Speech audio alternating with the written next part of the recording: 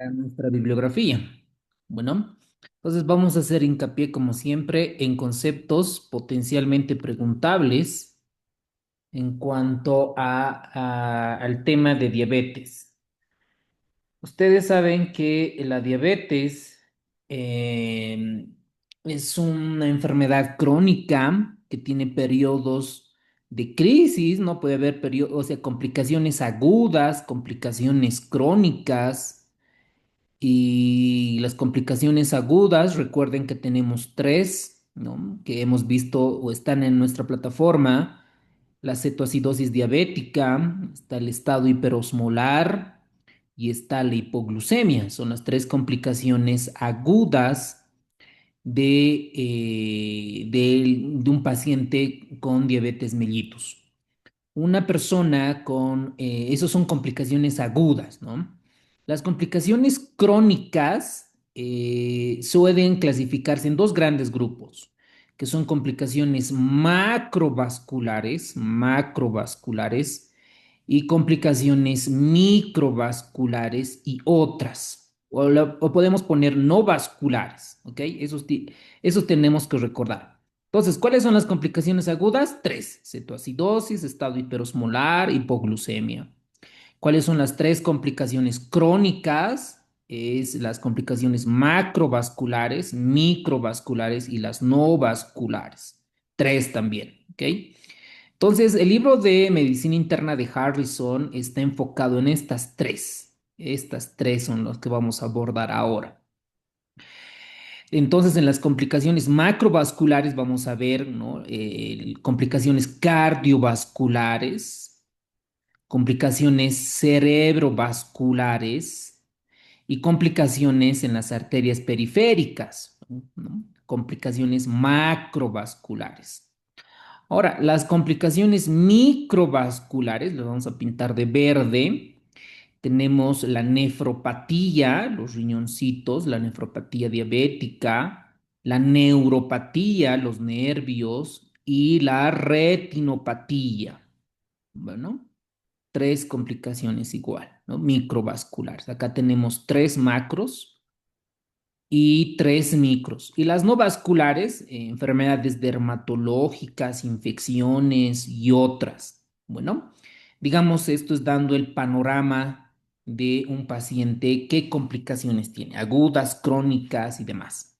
Ahora, estas complicaciones crónicas de la diabetes llevan a ciertas morbilidades. Por ejemplo, sabemos que la retinopatía diabética es una de las causas frecuentes de ceguera en adultos.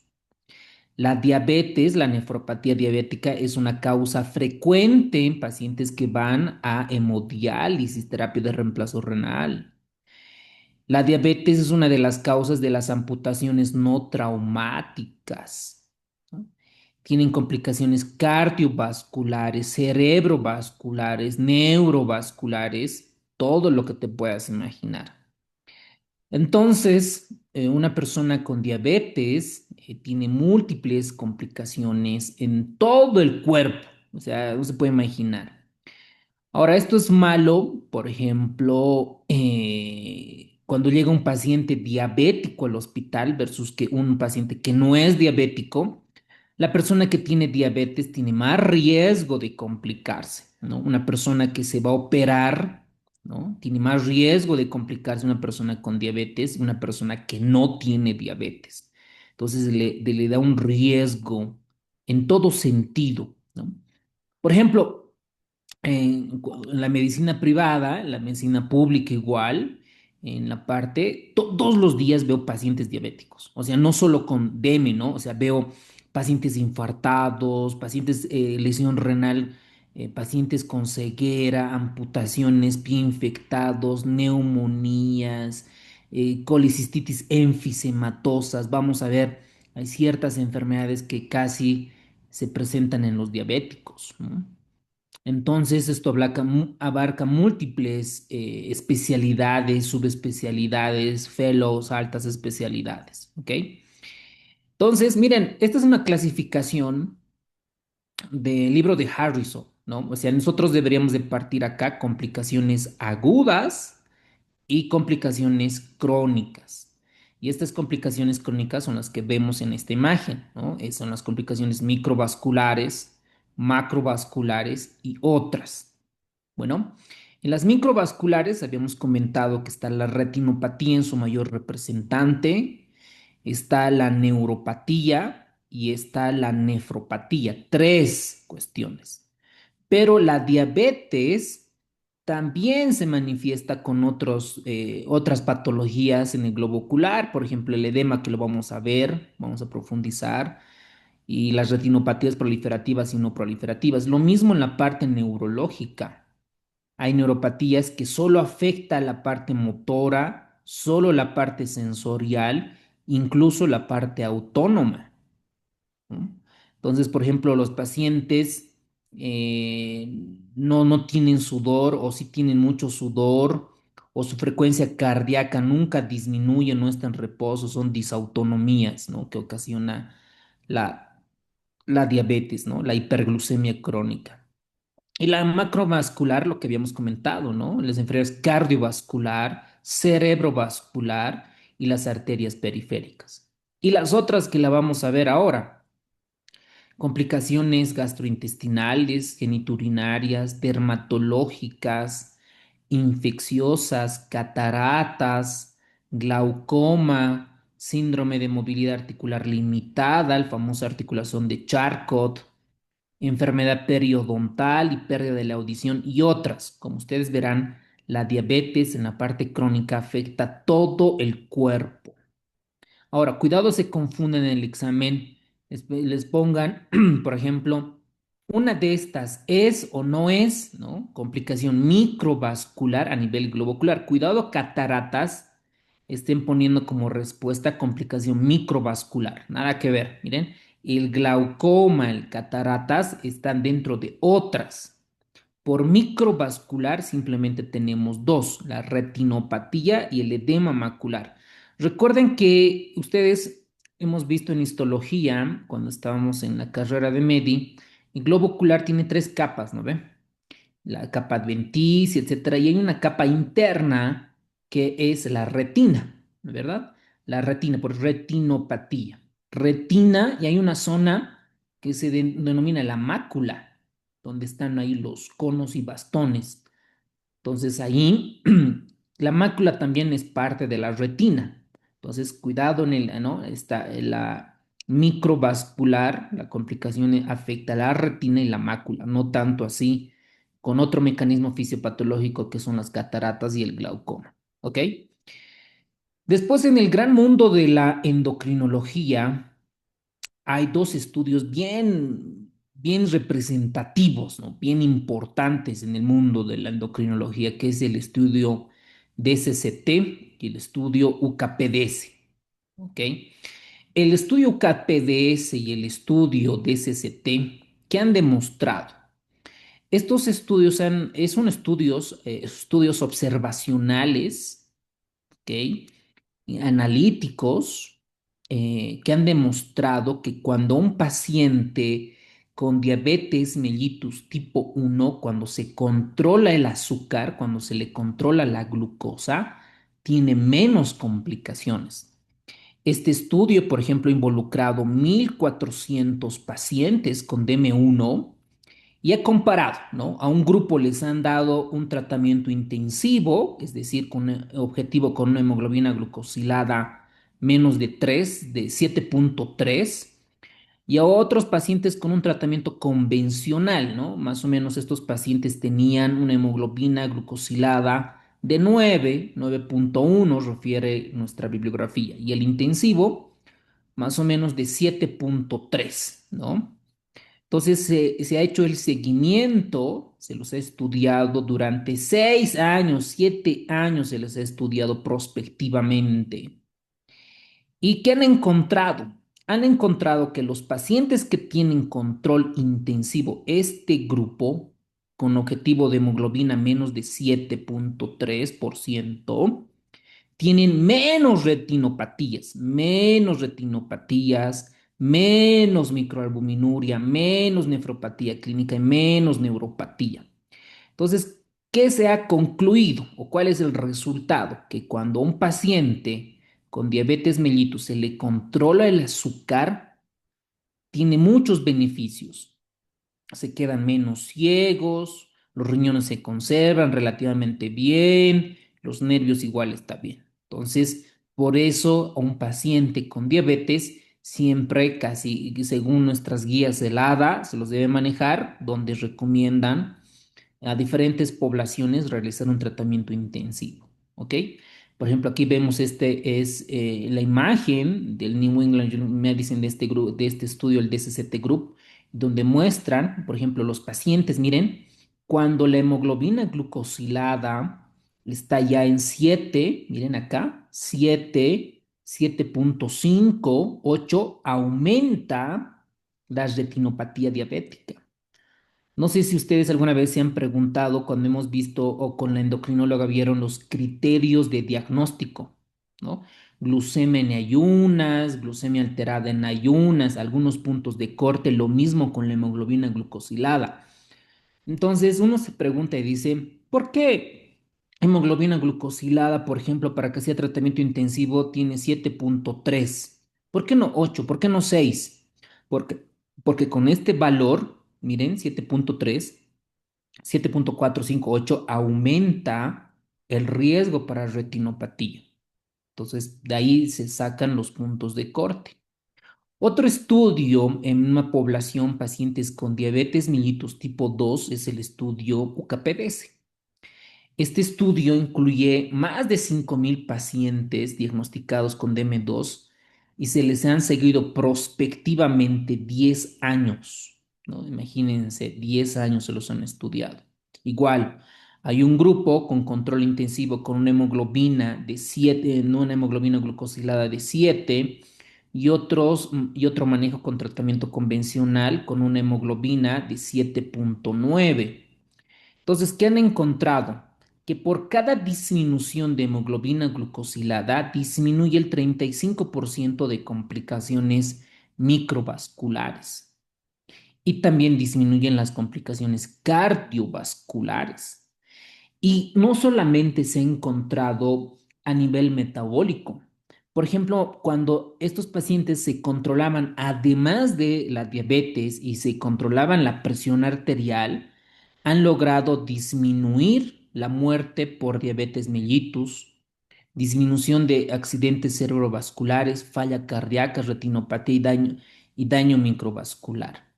Entonces, por eso es que se recomienda en los pacientes, el ADA dice que los pacientes que tienen alto riesgo cardiovascular, la presión arterial tiene que estar menos de 130/80 y en pacientes con menos riesgo cardiovascular, menos de 140/90.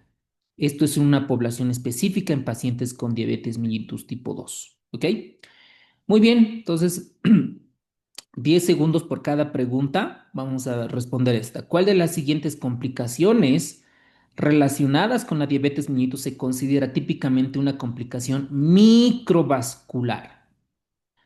¿Alguien puede repetir, activar su micrófono? ¿Cuáles eran las complicaciones A ver, primero veamos. ¿Cuáles eran las complicaciones agudas? ¿Cuáles son las complicaciones crónicas? De estas complicaciones crónicas se dividen en tres. ¿Cuáles son las complicaciones macrovasculares? ¿Cuáles son las complicaciones microvasculares? ¿Y cuáles son las otras? Ok. Alguien, por favor, active su micrófono para responder, para retroalimentar estos conceptos.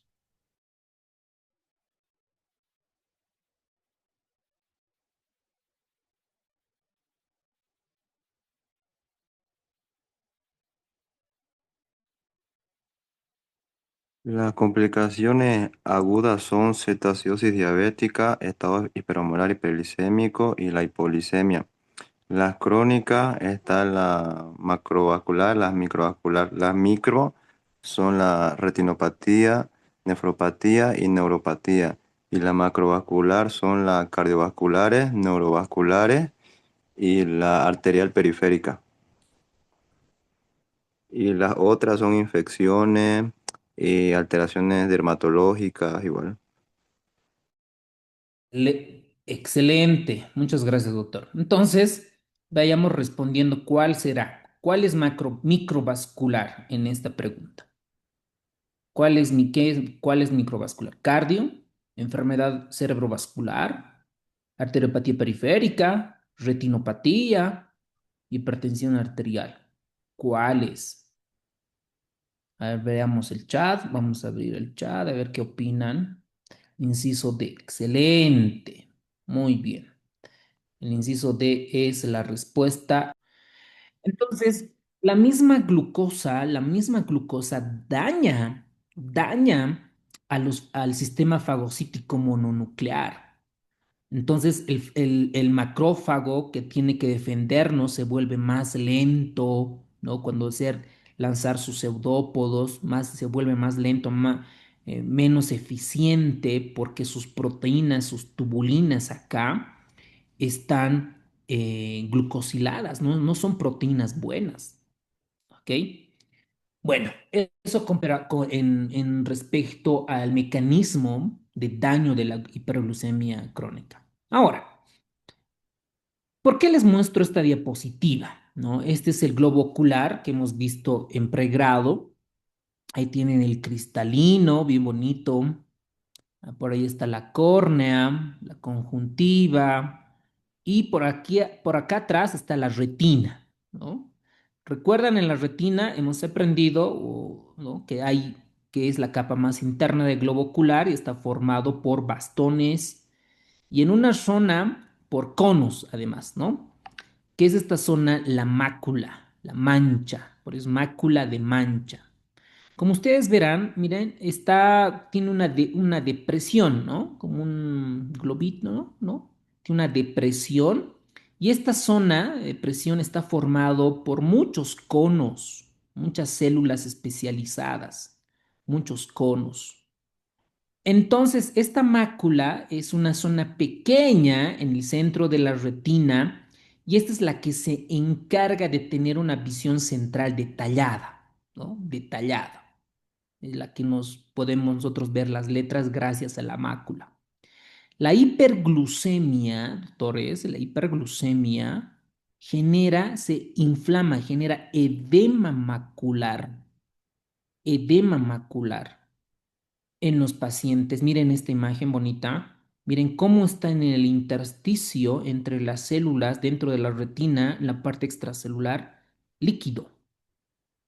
Todo esto, lo que estoy pintando de color verde, es líquido. Esto es edema macular que sucede en los pacientes con diabetes.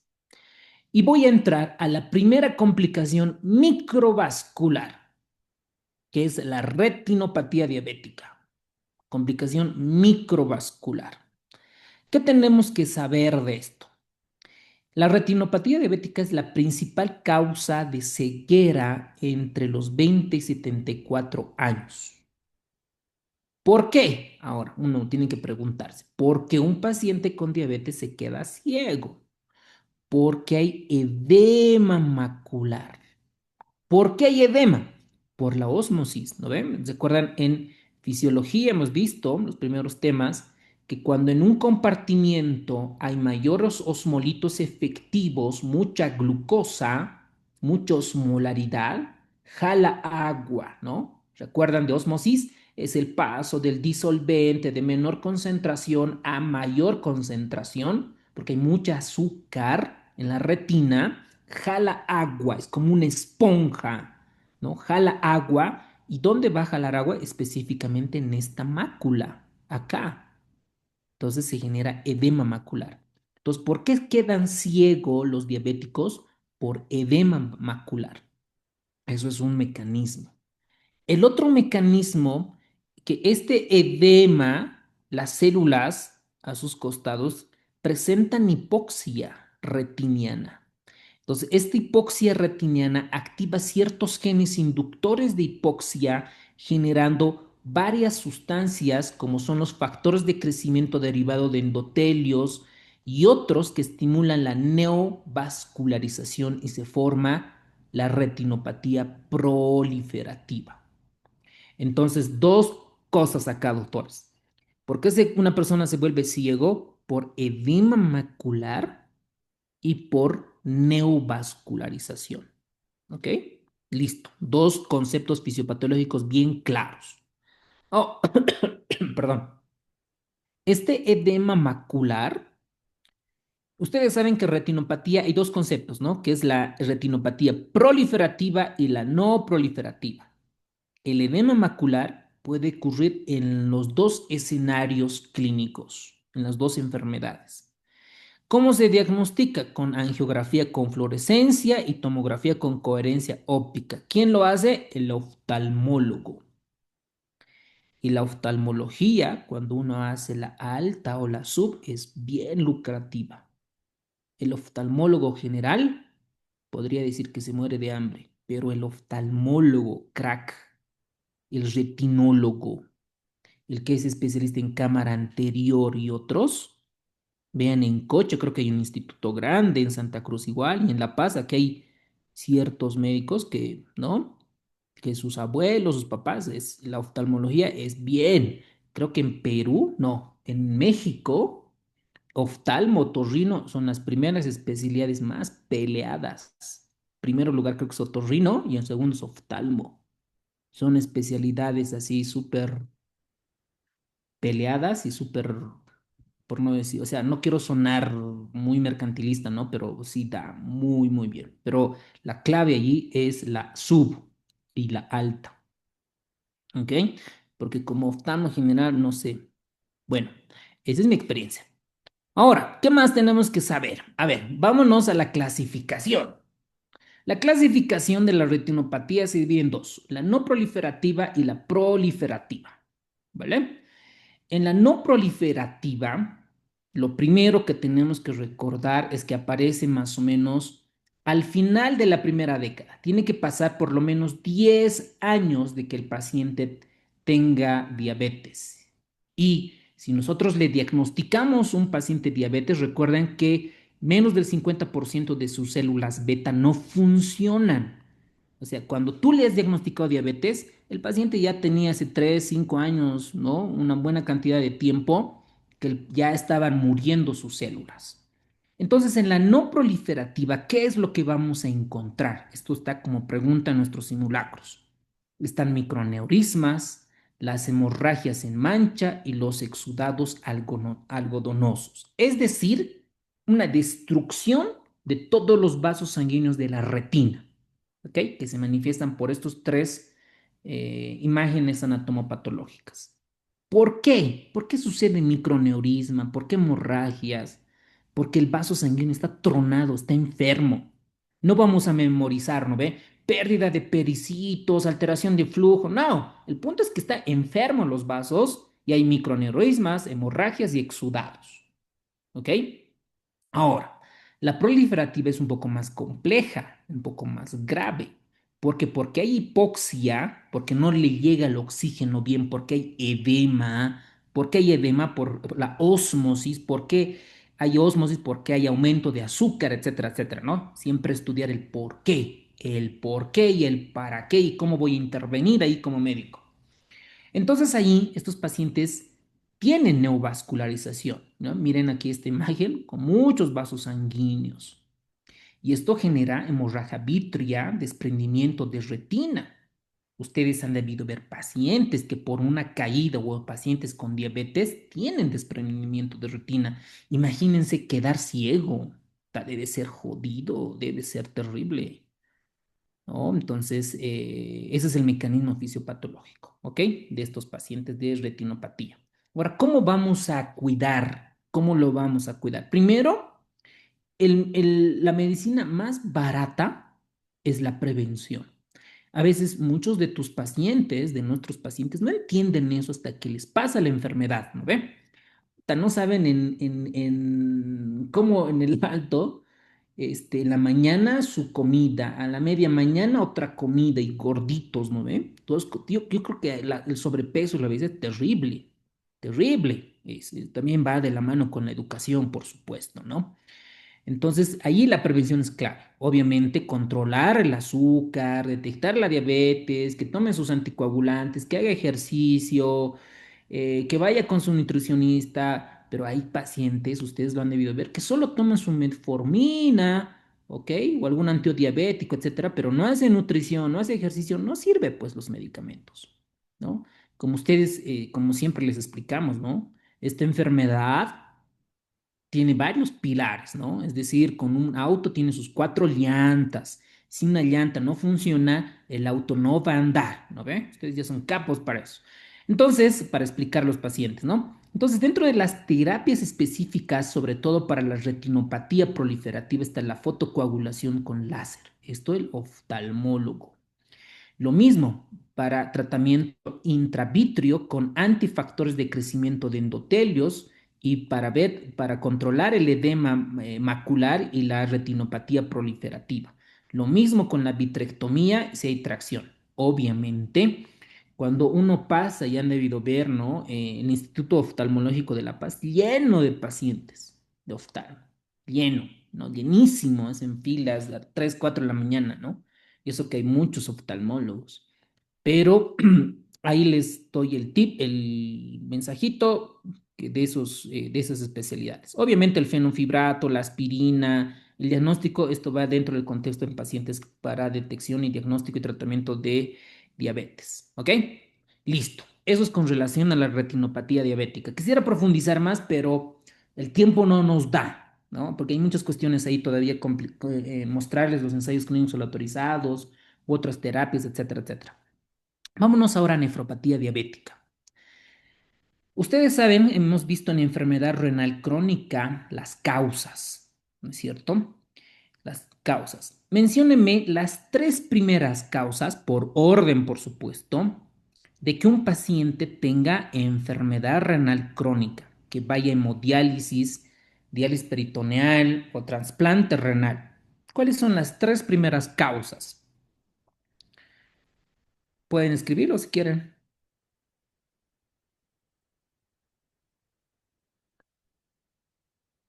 ¿Cuáles son las tres primeras? Y una pregunta así un poco rebuscada, a ver, ¿cuál es la causa, la primera causa genética de enfermedad renal crónica?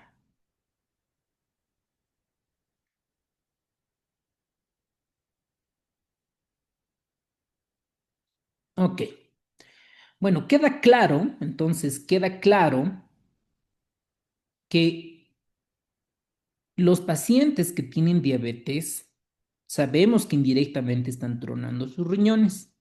Y muchos de nuestros pacientes, como no les duele, no van pues al médico, no se cuidan, ¿no ve? Solamente cuando ya están en síndrome urémico, recién, ¿no? Se les prende el chip, ¿no ve? ¿Qué tenemos que saber de nefropatía diabética? Es la primera causa de enfermedad renal crónica. La primera causa para diálisis y trasplante renal. La primera causa. Segundo, ¿por qué? Esto lo hemos profundizado y si quieren repasar enfermedad renal crónica, entren a la plataforma, vayan a enfermedad renal crónica y ahí estamos profundizando, ¿no? ¿Qué es lo que pasa? Ahí habíamos visto, hay una imagen de Harrison bien bonita, cómo aumenta la presión intraglomerular en la nefrona, ¿no es cierto? Todo lo que es la diabetes, etcétera, aumenta la presión intraglomerular y hay todo un desbalance entre la arteriola aferente y en la arteriola eferente. Pero además del azúcar, estimula la liberación de factores de crecimiento. Entonces hay proliferación de células mesangiales. No es igual que en la retina. En la retina, ¿qué proliferan? Vasos sanguíneos. En el riñón, ¿qué prolifera? Mesangio, matriz extracelular, doctores. Entonces, a ver, ¿cómo podemos dejar ejemplo? A ver, es como una lana, es como una lana, como un ovillo de lana, ¿no? Es el término correcto. Un ovillo de lana que le ponemos carpicola, ¿no? Un pegamento. Pasa el tiempo, se vuelve, no tiene buena distensibilidad, hay engrosamiento en la membrana basal, Está hay bien. fibrosis, hay rigidez. Hay un soquete que está con su micrófono, no está, pero lo vamos a sacar ya.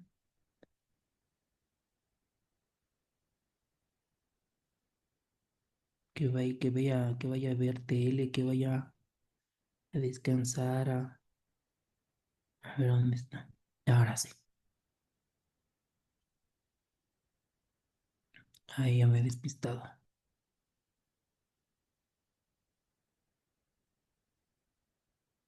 Ya.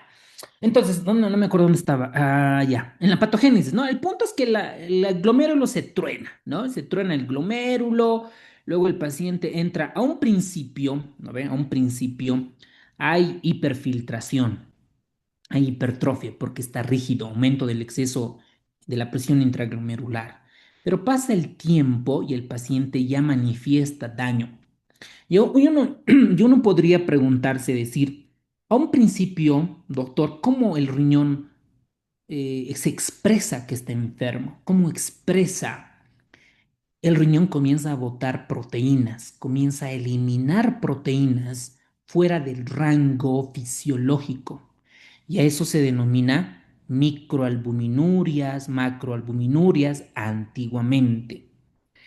Entonces, por eso el libro de Harrison todavía continúa, esto ya es un término antiguo relativamente, donde dice que la albuminuria se puede identificar gracias a un cociente, y esto es pregunta de examen, doctores.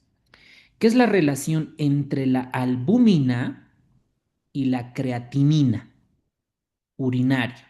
Si esta está en un punto de corte más de 30, significa que el riñón está lastimado. Está lastimado. Yo puedo saber con eso. Entonces, si un paciente te llega a tu consulta y quiere saber si está enfermo su riñón, aparte de pedirle creatinina, NUS, electrolitos, ecografía renal, y le pides la relación entre la albúmina y la creatinina urinaria. Y si te sale 30, ¿no? El paciente digamos que te sale 80, le dices, señor, señora, su riñón ya está lastimado. Si usted va a una terapia intensiva de medicina interna, un paciente que tiene neumonía, que tiene ITU, usted tiene riesgo más de complicarse que otro paciente. ¿Ok? Entonces así podemos identificar el riñón que ya está traumado. Entonces, el libro de Harrison además dice que a todos los pacientes no deberíamos pedirle a todos, dice, ¿no? Una proteinuria para detectar microalbuminuria. Lo que sí debe medirse es el cociente albúmina creatinina. Esto es clave, doctores. Esto es nuevo, no tan nuevo, pero es, ¿no?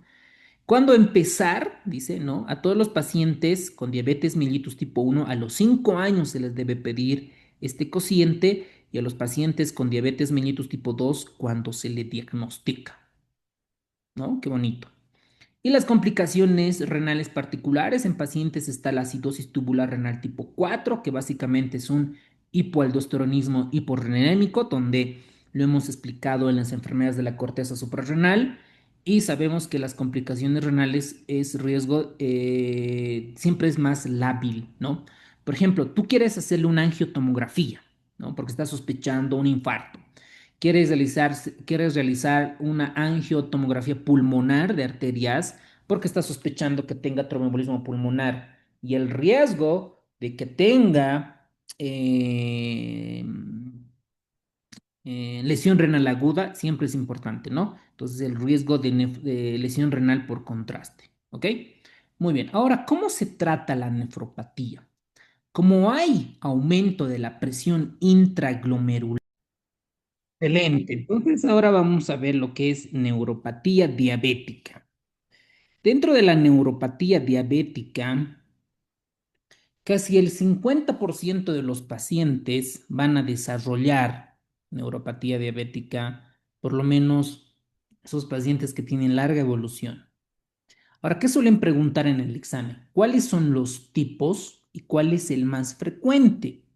De este tema, en los anteriores años no ha entrado ninguna pregunta, es un tema nuevo, entonces ya para los posteriores años vamos a ver, ¿no es cierto? Pero ahora, para responder, si es que entrara pregunta, tenemos que saber lo más frecuente, cómo se presenta y cuál es el tratamiento. Y es bien fácil. Hay cuatro tipos. La más frecuente es la polineuropatía distal simétrica. En algunos textos de endocrinología los van a ver la afectación neurológica en guantes y en calcetín, ¿no? un guantecito, pero vamos a ver un guantecito y un calcetín, ¿ok? Bueno, un par, calcetín. Así afecta la polineuropatía distal simétrica. Ahora, esta clasificación puede ser motora, puede ser sensitiva o puede ser mixta. Luego la siguiente es la neuropatía autónoma. ¿Cómo llega el paciente? O sea, ¿cómo o qué es lo que tiene el paciente en neuropatía autónoma? Es alteración de los signos vitales, principalmente de la frecuencia cardíaca. A veces puede estar alta, a veces puede estar baja, o es una taquicardia que normalmente no se acompaña al ejercicio. Luego tenemos las mononeuropatías, ¿no? Estas mononeuropatías es afectación de un solo miembro, ¿no? De una sola extremidad. Por ejemplo, vamos a dibujar acá de color lila. Digamos que solo tiene alteración sensitiva en el pie derecho. Entonces es una mononeuropatía. La radiculopatía o la famosa poliradiculopatía básicamente es cuando el paciente tiene alguna alteración en el sistema nervioso y puede incluso llegar a tener amiotrofías diabéticas.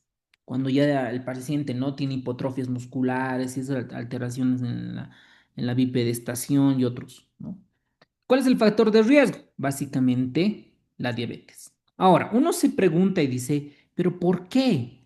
¿De cómo es que estos nervios se ven afectados? Recuerden que este nervio, vamos a pintar de color lila, ¿ok? Estos nervios, ¿no? Recuerden que tiene una mielina, ¿no? Es el cablecito, la mielina, el cablecito, mielina. Entonces, la hiperglucemia crónica lo daña, lo arruina, lo daña esta mielina. Entonces, las fibras neurológicas se convierten amielínicas, se pierden y por lo tanto hay alteración motor, sensitivo, mixto, autónomo. Hay alteración. Entonces, vamos a comenzar por la primera, que es la polineuropatía distal simétrica. Primero, el paciente lo que va a tener es pérdida sensitiva. Entonces, de repente puede tener dolor el paciente. Han debido de escuchar. Pacientes dicen, doctor, doctora, en las noches cuando estoy a punto de descansar, de dormir, me arden los pies, me duelen los pies. Entonces, lo primero que tú debes de ver, si es mujer, descartar que no sea un sofoco o algo relacionado con el climaterio, pedir glucosa en ayunas, hemoglobina glucosilada y descartar que el paciente no tenga diabetes, porque puede ser una manifestación de una polineuropatía distal simétrica. Sabemos que el 50% de estos casos son asintomáticos. ¿Qué más puede tener el paciente? Dice, doctor, le cuento que se me adormecen mis manos, que mis piernas siento hormigueos en mis pies, siento quemazón. A veces cuando camino en el día, doctor, se me hinchan los pies, pero no sé por qué, que esto, que el otro. Entonces tenemos que descartar, ¿no? Por eso dicen que en guantes o en calcetín pueden tener parestesias, disestesias, dolores típicos, ¿ok? Y vayan anotando en el chat. Tienes un paciente ahora, ¿no? Tiene un paciente que se trata con metformina y está con empaglifosina, dos antidiabéticos. Y se queja de dolor. Te dice, doctor, doctora, tengo hormigueos en mis manos y en mis pies, sobre todo cuando duermo. Y siento dolor. ¿Qué le vamos a dar de medicación? Vayan anotando en el chat, según nivel de evidencia, por supuesto, ¿no? La primera línea, segunda línea, etcétera, etcétera. Ahora, también se han demostrado que hay dos formas, ¿no? Una parte aguda y una parte crónica. La parte aguda es cuando el paciente tiene dolor, es menos de 12 meses y puede aparecer incluso cuando hay un buen control glucémico, cuando se está intentando mejorar. el control del azúcar. El crónico, pues ya son varios días, ¿no? ¿Y cómo nosotros lo examinamos? Esto va más para la parte de neurología. Han debido de escuchar el método, es acá, el agarrar un monofilamento, un hilo para nosotros, ¿no? En palabras vulgares, un hilo, incluso hay unos tipos plástico, lo que manejan los endocrinólogos y los neuros, y su martillo, por supuesto, ¿no? Dicen, señora, señor, cierre los ojos, ¿no? Y comienzan a hacer sensibilidad, a rastrear, a pasear sobre las extremidades, ¿no? Y se le pregunta, doctor, digo, paciente, señor, señora, siente, ¿no? Y con el martillo, ¿no? ¿Le duele, no le duele, etcétera, etcétera, ¿ok? Entonces hay varias formas de realizar la exploración física para sospechar si el paciente tiene polineuropatía. Entonces tenemos la pérdida de sensibilidad con el monofilamento, la vibración con el diapasón, ver los reflejos, ¿no? Un examen neurológico, alteración de la propiocepción y atrofias musculares. Entonces nosotros vamos viendo. ¿Cómo vamos a realizar el screening? Es con la detección, principalmente con una encuesta que es el famoso DSPN. Y esto se inicia a los 5 años después de diagnosticar diabetes mellitus tipo 2. El objetivo es detectar polineuropatías, pérdida de sensaciones protectoras. Entonces, ¿por qué es importante detectar esto? ¿Por qué? Porque si el paciente no tiene, o sea, tiene polineuropatía, primero debemos de tratar el dolor. A ver, vamos a ver qué han anotado. ¿Qué le van a dar para el dolor? Cuidado, hayan puesto paracetamol, ibuprofeno. No, son neuromoduladores. Eso, muy bien. Lo que dice el doctor Alejandro, por ejemplo, dice duloxetina, pregabalina, son antidepresivos. Sí, los antidepresivos juegan su rol, ¿ok? Y luego, ¿dónde está la pregabalina? A ver, luego otros gabapentina, muy bien, doctor Mohamed. Gabapentina, estos son neuromoduladores, ¿ok? Entonces, la mayoría de estos van a necesitar este tipo de neuromoduladores para controlar ese tipo de dolor parestesias, ¿ok? Pero recuerden, no hay vuelta atrás. Recuerden que la neurona ya está, o sea, más que la axón sería, ¿no? Las fibras nerviosas que tienen su envoltura, la mielina, ya está destruida. No vamos a hacer mucho. Y les comentaba, ¿cuál es la importancia? Porque si un paciente tiene polineuropatía, le vamos a nosotros que use calzados que no le generen roce, ¿no? Vamos a evitarle las caídas. Entonces, ustedes han visto, han debido ver alguna vez pies diabéticos.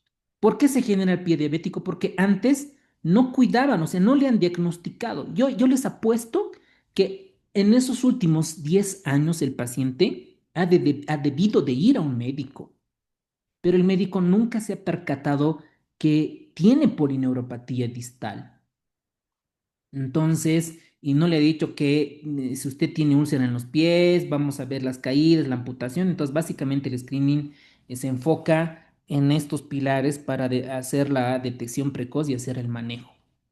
Ahora, entonces, cuál es la segunda neuropatía importante?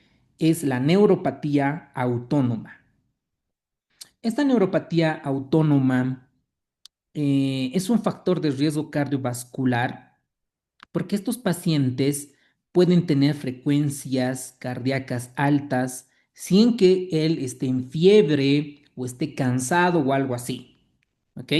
Entonces, a nosotros en cardiología llamamos la taquicardia inapropiadamente o la taquicardia inusual o la taquicardia no compensadora. Tiene varios nombres. Entonces, esta taquicardia en reposo es como decir al corazón, lo estamos haciendo trabajar, pero en vano. ¿Por qué? Porque el sistema nervioso autónomo no está pudiendo controlar esos cambios de la frecuencia cardíaca. Incluso estos pacientes tienen riesgo de que tengan muerte súbita. Más aún si nosotros usamos macrólidos, antidepresivos y no controlamos el QT, nos hacen arritmias malignas.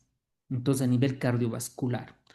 A nivel gastrointestinal, ni qué decir. Han debido de encontrar pacientes que se distiende mucho el abdomen, tienen saciedad, después otra vez quieren comer, después otra vez quieren comer, etcétera, ¿no? Aumenta. ¿Por qué?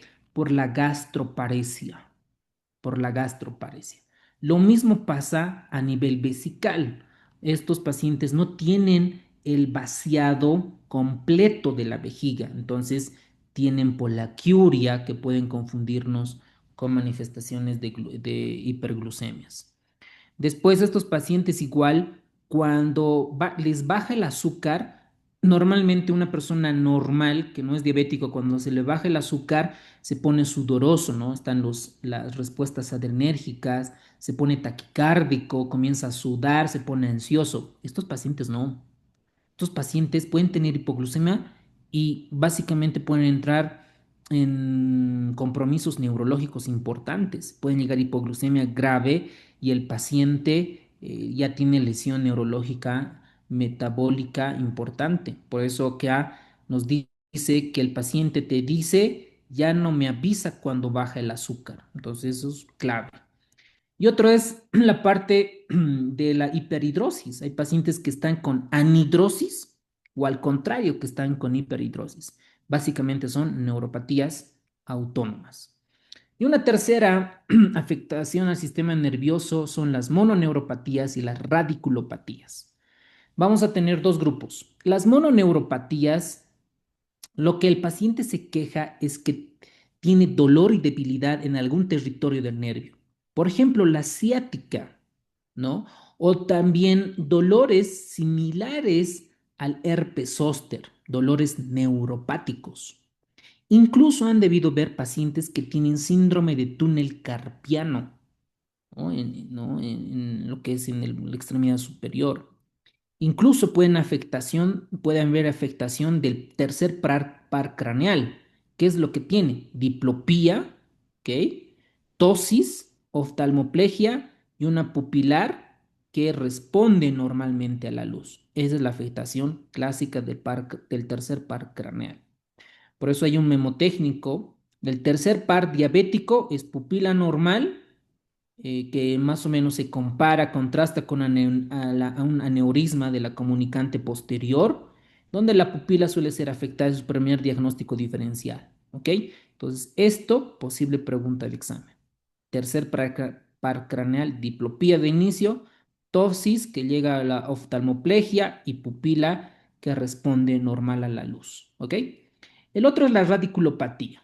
Es cualquier parte, como ustedes ven en esta imagen, cualquier parte o cualquier distribución, cualquier sector del nervio donde va a tener, por ejemplo, dolores neuropáticos a nivel troncal, plexo lumbar o puede haber en la parte femoral.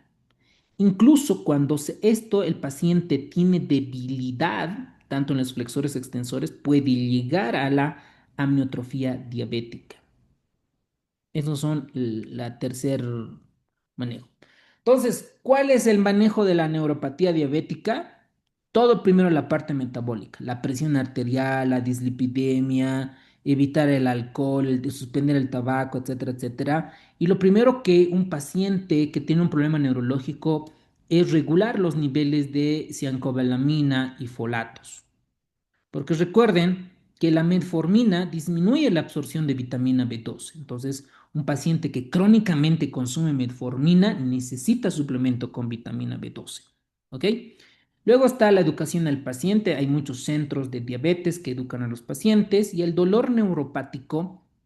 Para la neuropatía diabética tenemos tres medicamentos: la duloxetina, la pregabalina y la gabapentina. Los que más usamos es la pregabalina y la gabapentina que tenemos en nuestros medios. Cuando no toleran, cuando no mejoran con estos neuromoduladores, pasamos a los antidepresivos tricíclicos, como por ejemplo la venlafaxina. Incluso nos ayudamos, nos acompañamos con anticonvulsivantes como la carbamazepina, principalmente. ¿Ok? Luego algunos opioides, como por ejemplo el tapentadol, que en nuestro medio por lo menos no lo he usado, pero eso como bibliografía o como contenido tenemos para manejo del paciente con dolor neuropático. Con las disautonomías no tenemos mucho, doctores. Hay pacientes que se van a desmayar, ¿no? Van a tener síncopes. Entonces ahí un adecuado, su agüita, ¿cómo es esto? Sus líquidos que tienen electrolitos, no son energizantes, son bebidas hidratantes, ¿no? Las bebidas hidratantes tener en cuenta en nuestros pacientes, sobre todo con hipotensión ortostática por neuropatía autónomas. Y hay algunos medicamentos que la verdad nunca los he utilizado, ¿no? Pero por teoría sabemos que hay la midodrina, que es un vasoconstrictor, y la droxidopa, que esto nos pudieran ayudar. Ahora, si un paciente tiene taquicardia y al dormir siempre está taquicárdico, etcétera, incluso en reposo, pues hay que mandarlo al cardiólogo probablemente para que lo pueda beta bloquear. ¿Ok? Muy bien, doctores. Entonces, 10 segundos, 15 segundos para responder cada pregunta. Ya vamos a terminar.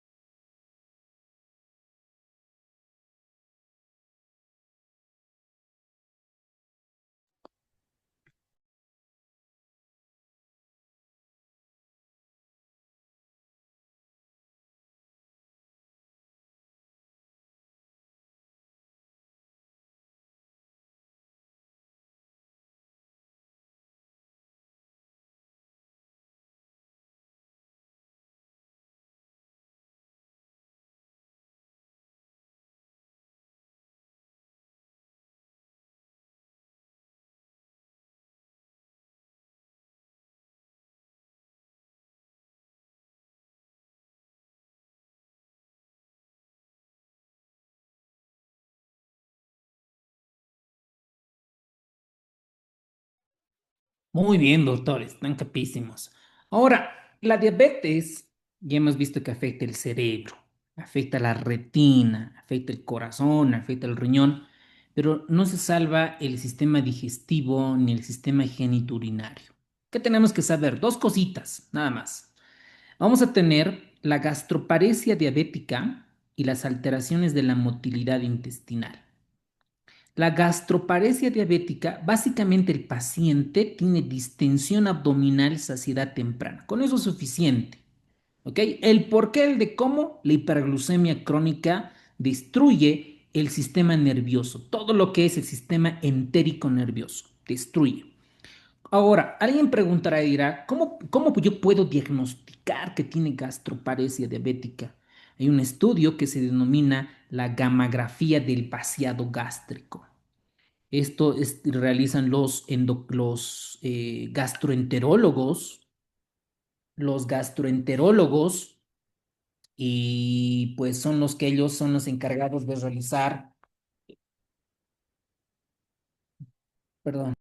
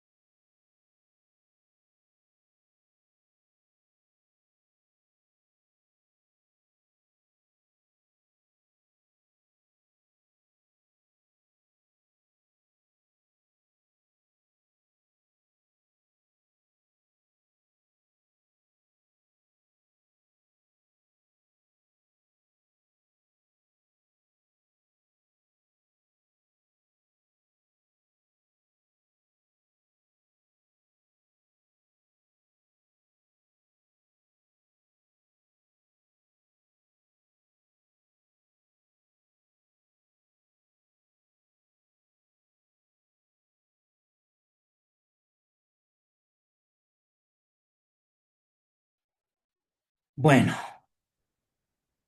paciente está descompensado, como siempre. Bueno, ya. Entonces, allí para la gastroparesia gastrointestinal, el gol estándar es la gamografía del vaciado gástrico. Para las residencias solo tenemos tres cosas de gamografía, ¿no? Gamografía de pulmón es para pacientes que sospechemos tromboembolismo pulmonar, que son alérgicos al contraste o que tienen lesión renal. ¿No? Es eso en gamografía pulmonar. Gamografía gástrica o de vaciado gástrico para disfunción gastrointestinal en pacientes con diabetes. Dos escenarios, ¿ok? Después hay uno más, el tercero, espero que ya estén igual dominando, que está en el mundo de la pediatría, ¿ok?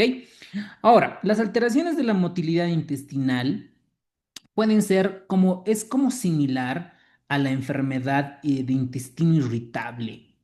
Es decir, puede tener constipación o puede tener diarrea. Puede tener diarrea. Entonces, incluso estos pacientes generan diarreas nocturnas.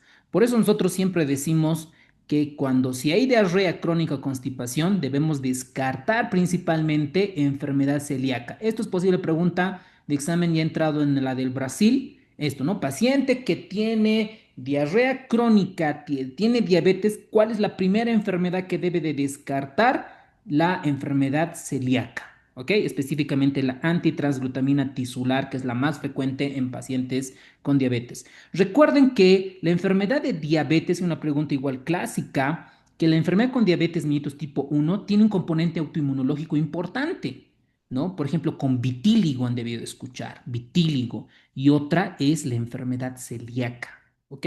Entonces, claro, les estoy dando los tips, cómo deberían de armar la pregunta y cómo deberían ustedes contestar y hacer dentro de estos análisis. El paciente con disfunción genitourinaria, básicamente el paciente no orina poquito y muchas veces, ¿ok? Es lo principal. Y ambos, tanto en la mujer como en el varón, están acompañados de neuropatías diabéticas. Otra vez. Están acompañados de neuropatía, de disfunción.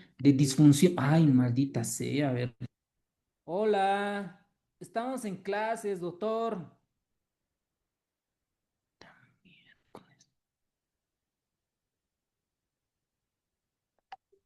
Bueno, entonces les comentaba acá las neuropatías gastrointestinales, las geniturinarias, la gastroparesia, como no puede, entonces nosotros los nutricionistas arman pequeñas comiditas, ¿no? Frecuentemente para no tener la distensión, la saciedad en este tipo de pacientes, incluso usan procinéticos, ¿no? Tenemos la metoclopramida, un procinético, tenemos otro aquí que le falta, que es la motilina, ¿no? Un agonista de la motilina, que es la eritromicina por vía oral, para checar este tipo de cuestiones, ¿ok? Entonces, lo mismo con los antiácidos, los inhibidores de la bomba de protones y otros, ¿ok? Después hay algo experimental que menciona Harrison, yo la verdad en Bolivia no lo he visto, que es la famosa estimulación gástrica eléctrica. Probablemente los neuros tengan más experiencia, algunos neuros puedan ver este tipo de casos en pacientes con gastroparesia.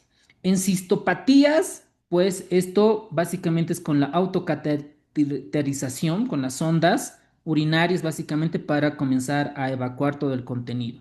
Y en la disfunción eréctil, sobre todo para el varón, los inhibidores de la fosfodiesterasa tipo 5, ¿no? El sildenafil, tadalafilo y esas cuestiones, ¿ok? Muy bien, doctores. Vamos, entonces, 15 segundos por cada pregunta.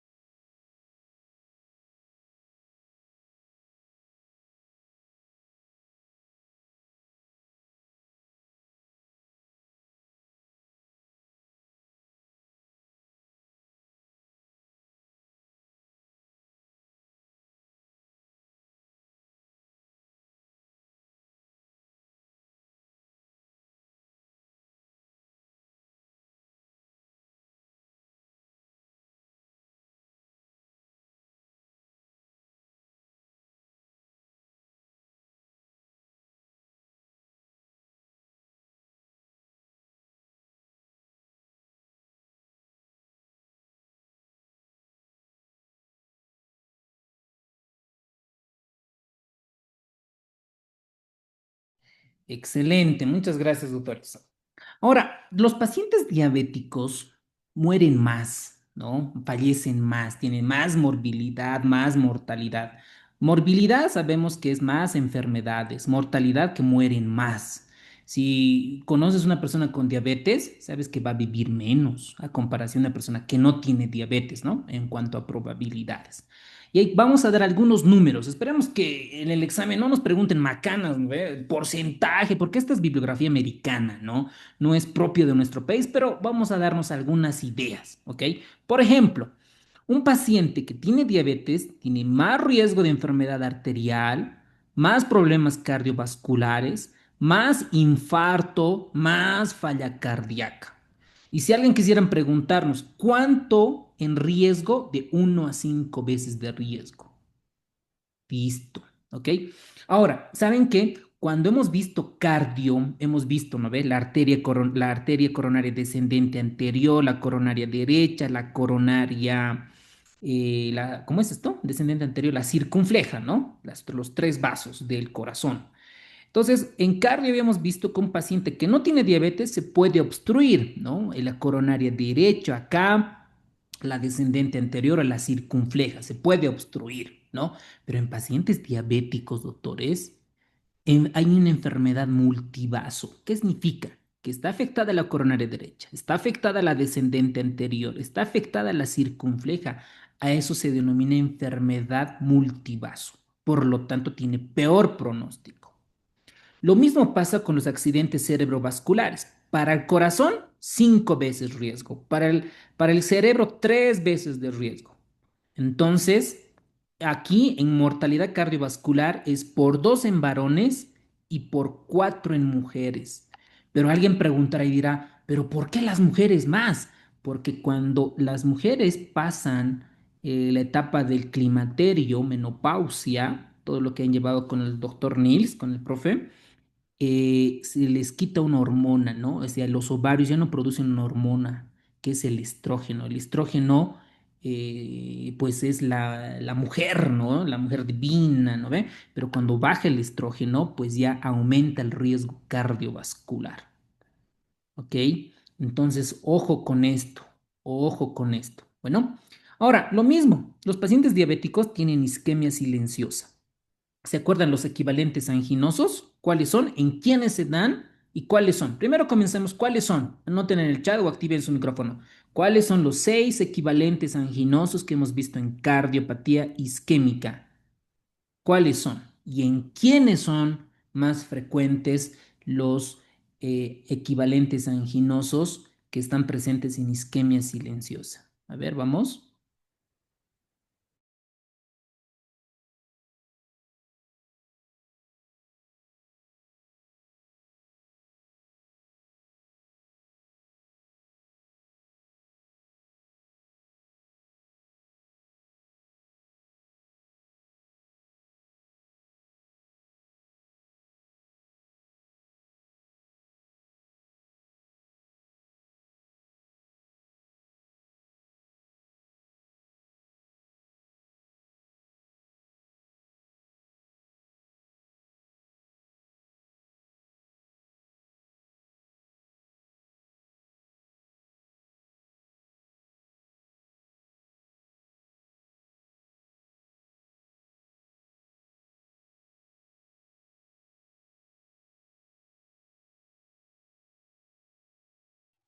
Eso, muy bien. A ver, veamos. Náusea, síncope, pirosis. No, la pirosis no es un equivalente anginoso. Ancianos, Juan, ok. Natalia, más frecuente en diabéticos. Sí, por eso. ¿No es cierto? Adultos mayores, mujeres, epigastralgia. Sí, puede. Eso es. ¿Ves? Es que, a ver. Esos equivalentes anginosos, ¿por qué sucede? Porque la inervación al sistema del corazón no está adecuado, está desmielinizado en pacientes diabéticos. Entonces se presentan con mayor frecuencia en pacientes diabéticos los equivalentes anginosos. Muy bien, doctores, están capísimos. Ojalá entren en primer lugar a la residencia. Ese es el objetivo, que entren en el primer lugar, en el primer lugar. Tú tienes que mentalizarte que vas a entrar en el primer lugar, ¿ok? Entonces, en pacientes con diabetes es equivalente a un infarto. Sabemos que los pacientes con diabetes mellitus tienen mayor riesgo cardiovascular, incluso pueden tener infartos previos múltiples veces. ¿Por qué la diabetes aumenta tanto el riesgo? Hiperglicemia, resistencia a la insulina, la dislipidemia se dispara y hay factores adicionales de esto, disfunción endotelial, inflamación crónica y disfunción plaquetaria. Y esto ya está demostrado por el estudio ACORD, por el estudio BAT y otros ensayos clínicos.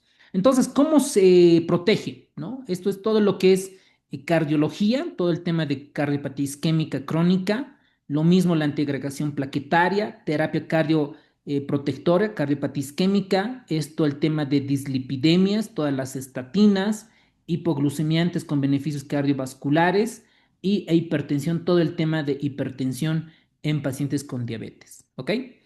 Resolvamos esta pregunta. Según el estudio Framingham, que es en pacientes con diabetes, la diabetes mellitus se asocia con un incremento de riesgo en enfermedad arterial periférica, cardiopatía isquémica, infarto y falla cardíaca.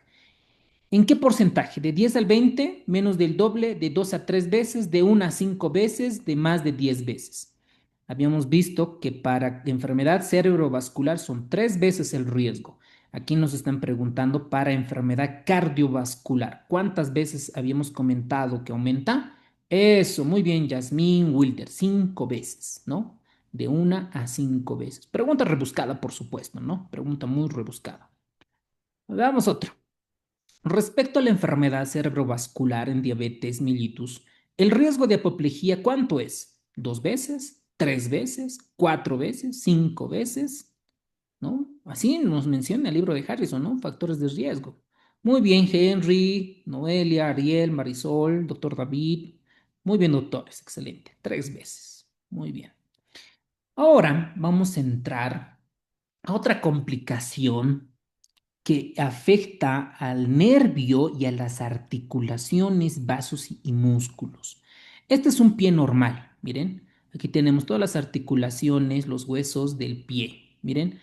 Sobre todo esta imagen, miren. Hay una imagen, no sé cómo llamarlo, como en huevito, no, no, no, parábola, puede ser. En un paciente diabético se pierde esto.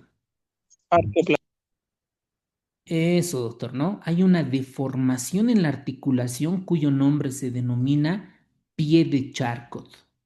El pie de Charcot sucede por una neuropatía progresiva que causa la destrucción de las articulaciones por la neuropatía.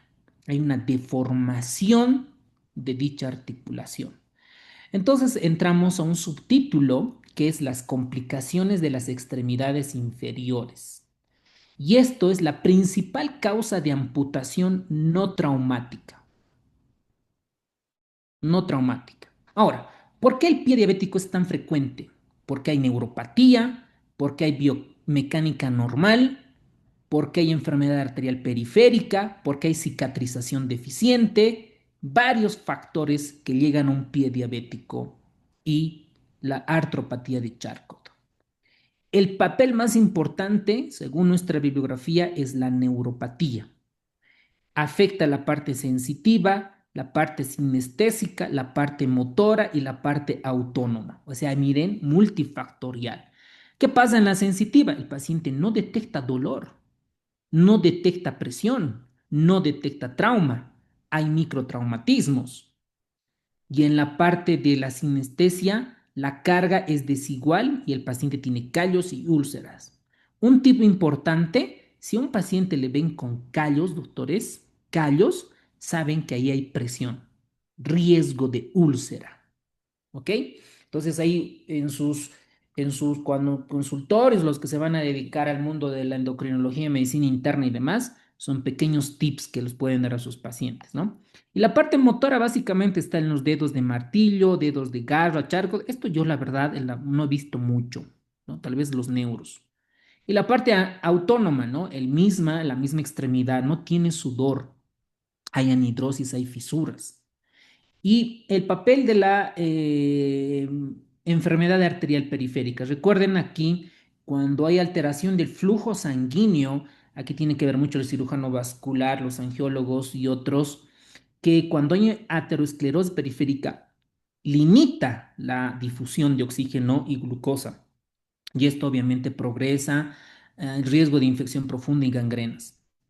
Ahora, cuando todo esto sucede, llega a la úlcera al pie diabético. Hay un tema importante, ¿ok? Un tema importante. Este año, no, el año pasado era, había un residente, bueno, ya no residente, ¿no? Ya un médico que estaba egresando y, e hizo un estudio qué bacterias se encuentran en primer lugar en pacientes con pie diabéticos. ¿No? ¿Qué bacterias han encontrado? Porque recuerden, esta infección del pie diabético es polimicrobiana, polimicrobiana. Entonces, aquí suelen preguntar cuáles son las regiones más afectadas para las úlceras del pie diabético. ¿Cuáles son? El primer ortejo, la región metatarsofalángica y la superficie plantar. Tres regiones, doctores, para el examen. Estas tres regiones son predisponentes para úlceras del pie diabético. Y esto obviamente lleva a las amputaciones. Trabajo para el cirujano vascular, para el traumatólogo. Y los riesgos mayores, ¿no? Factores de riesgo mayores, pacientes con diabetes mellitus más de 10 años, deformidades, callos, cigarrillo, mal control glucémico, afectación renal y otras, ¿ok? Y la prevención, recuerden siempre, es la medicina más barata para este tipo de casos, sobre todo detectar la prueba del meonofilamento con 10 gramos para ver si el paciente tiene neuropatías diabéticas, ¿ok?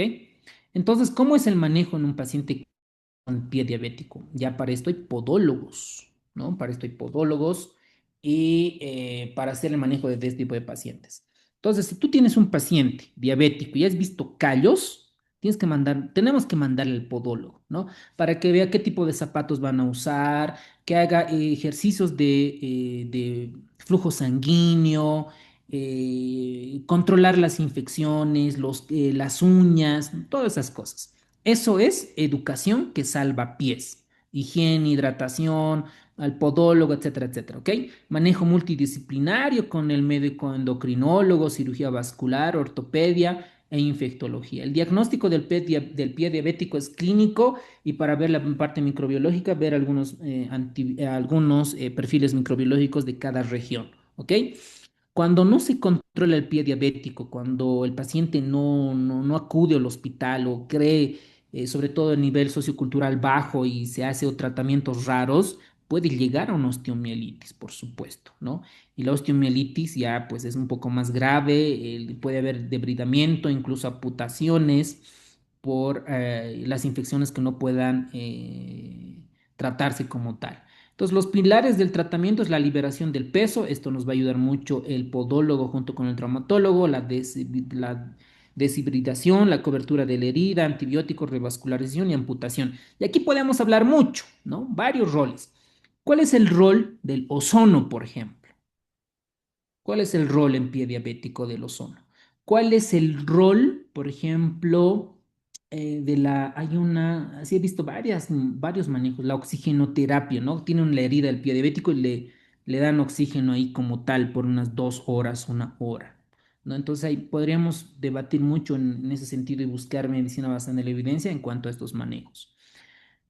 Obviamente con las heridas y cuando hay pie diabético, cuando está infectado, cuando ya hay secreción purulenta, cuando es leve, pues amoxicilina, ¿cierto? Con ácido clavulánico. Cuando hay riesgo de Staphylococcus aureus meticilino resistente, pues el trimetoprim sulfamethoxazol va muy bien. Cuando ya es grave y está llegando a sepsis, a choque séptico, pues ya lo internamos, lo cubrimos con la parte de los antibióticos banco, un carbapenémico.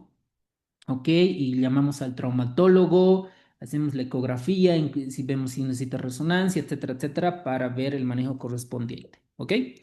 Entonces, es no más complicado manejar estos pacientitos. ¿Cuál de los siguientes factores patogénicos no participa en el desarrollo de las úlceras? Neuropatía sí, biomecánica normal sí participa, enfermedad arterial periférica sí, porque no lleva oxígeno, no le lleva nutrientes, cicatrización deficiente, sabemos que por el sistema inmunológico un paciente no cicatriza de manera normal. Vasculitis, no, no, no hay vasculitis, ¿no? Peor si es inmunológica, no. Muy bien. La neuropatía motora sensitiva en diabetes puede producir cambios estructurales, dice, como pie plano flexible, hallux valgus, dedo martillo, esta sí, dedos en garra y articulación charco. Está fácil, ¿no? Luxación congénita en tobillo, no. Espolón calcáneo, no. Esto es pregunta de traumatología. ¿Cuál es la etiología del espolón calcáneo? ¿Quién sabe? O Bueno, en este caso la respuesta es el inciso C, fácil. ¿Mm? La neuropatía autónoma, ¿ok? Contribuye a la formación de úlceras del pie diabético. Claro que sí, porque no hay sudor, principalmente, ¿no? A ver, hipersudoración no. Si hubiera hipersudoración, pues habría humectación, ¿no? Vasodilatación excesiva, no, porque la vasodilatación podría tener alguna relación con hipersudoración y por lo tanto ambos no van. Anhidrosis y resequedad cutánea con fisuras. Esto, pues. Por, alguien pudiera decir, pero ¿qué importancia tiene, no? Que esté humectado. No, mucho. Con un pie está seco, tiene riesgo de fisura, de herida. Y si eso se infecta, estamos jodidos, ¿no ve? Entonces, por eso es importante estas pequeñas cositas, ¿no? La resequedad. Por eso es importante. ¿Cuál es la localización más frecuente de las úlceras del pie diabético? Ahí está. Ah, está fácil esto. ¿Cuáles son las regiones más frecuentes que hay úlcera?